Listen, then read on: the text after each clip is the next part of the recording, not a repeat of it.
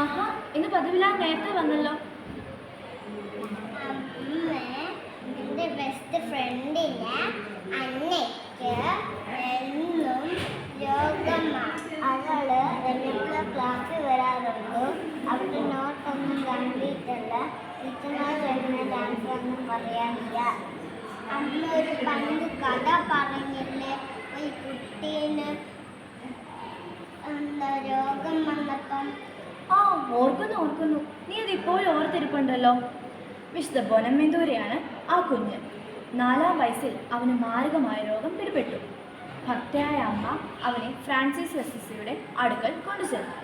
കുഞ്ഞിനു വേണ്ടി പ്രാർത്ഥിക്കണമെന്ന് അപേക്ഷിച്ചു. ഉടൻ തന്നെ കുഞ്ഞ് സുഖം പ്രാപിച്ചു. ഫ്രാൻസിസ് അസിസിയാണ് കുഞ്ഞിന് ബൊനവെന്തൂര എന്ന പേര് വിശുദ്ധന് നൽകിയത്.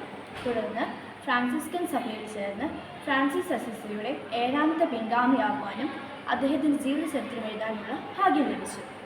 മക്കളെ, ദൈവം നമ്മെ ഏൽപ്പിച്ചിരിക്കുന്ന ജോലി ചെറുതോ വലുതോ ആകട്ടെ, വിശുദ്ധനെ പോലെ നമുക്കത് സ്നേഹത്തോടെ ചെയ്യാം.